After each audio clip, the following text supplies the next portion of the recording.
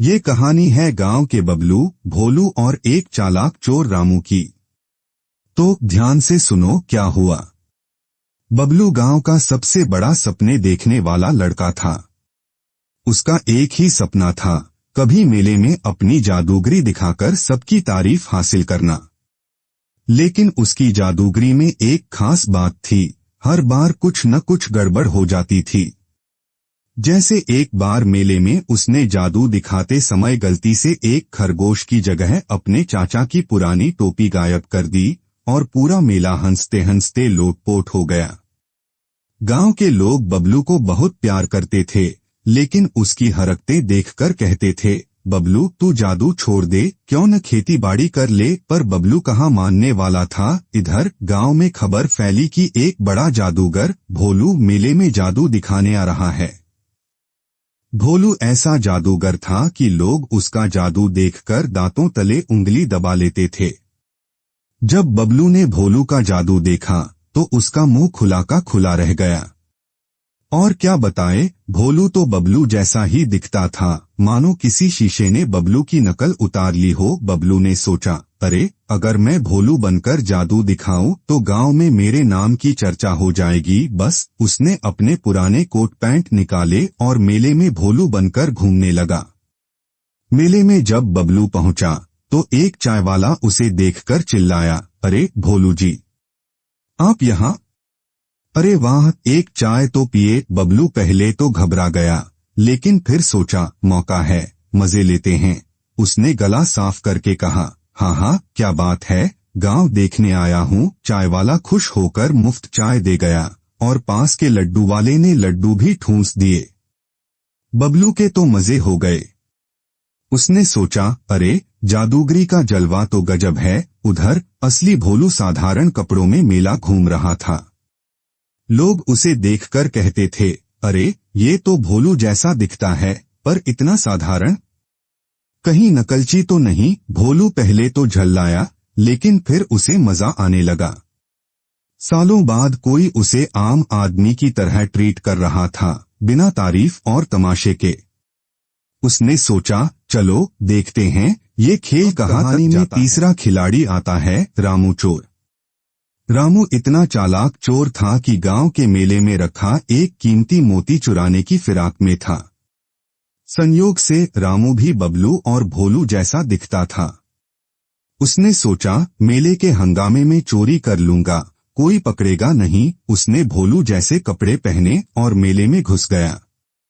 इधर गांव के चौकीदार को खबर मिल गई कि रामू मेले में है, लेकिन तीनों एक जैसे दिखते थे तो गड़बड़ होना तय था। एक दिन बबलू मेले में मस्ती से घूम रहा था कि अचानक चौकीदार लाठी लहराते हुए उसके पीछे पड़ गया। रुक जा रामू, अब नहीं बच पाएगा। बबलू घबरा गया, अरे बाबा मैं रामू नहीं बबलू हूँ, ये क्या तमाशा है। पर चौकीदार कहाँ सुनने वाला था। बबलू भागा और भागते भागते जादू के मंच पर जा पहुंचा। वहां भोलू जादू दिखाने की तैयारी कर रहा था और रामू चुपके से मोती चुराने के चक्कर में था। तभी मेले के मैनेजर ने बबलू को देखा और सोचा कि वो भोलू है। भोलू जी तैयार हो? चलो जादू शुरू करो। बबलू ने सोचा, अरे ये तो मौका है। उसने मंच पर चढ़कर जादू शुरू कर दिया। उसने क्या कहा, सुनो ऐ गांव वालों, देखो मेरा कमाल। मैं इस मोती को, अरे मोती नहीं मतलब टोपी को गायब कर दूंगा। सब हंस पड़े। मैनेजर ने सोचा, ये तो नया ढंग का जादू है, और शो चलता रहा।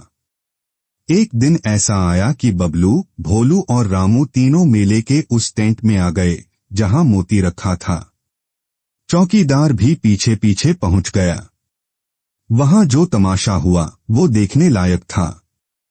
बबलू चिल्लाया, मैं बबलू हूँ, बेकसूर हूँ। रामू बोला, नहीं मैं बबलू हूँ, मुझे छोड़ दो। भोलू ने कहा, अरे तुम दोनों चुप करो, मैं भोलू हूँ। चौकीदार ने सिर पकड़ लिया और बोला, हाय राम, ये तीन तीन भोलू कहाँ से आ गए? अब कौन सच्चा है? तभी एक बूढ़ी औरत वहां से गुजरी और बोली, अरे भोलू जी आप यहाँ, और ये दो और भोलू कहाँ से? कोई तिकड़ी बना रहे हो क्या? सब ठहाके मारे। मजा तब आया जब ट्विस्ट खुला। जब रामू मोती चुराने की कोशिश कर रहा था तो भोलू ने उसे पकड़ लिया। लेकिन भोलू ने कुछ ऐसा किया जो किसी ने नहीं सोचा था। उसने जेब से एक बैज निकाला और बोला, मैं भोलू हूँ, गुप्त चौकीदार। ये जादूगरी मेरा कवर था ताकि रामू को पकड़ सकूं। बबलू हैरान हो गया। क्या तुम जादूगर नहीं हो? भोलू हंसा। नहीं भाई, मैं चौकीदार हूँ। लेकिन तूने अपनी बेवकूफी से मेरी बड़ी मदद कर दी।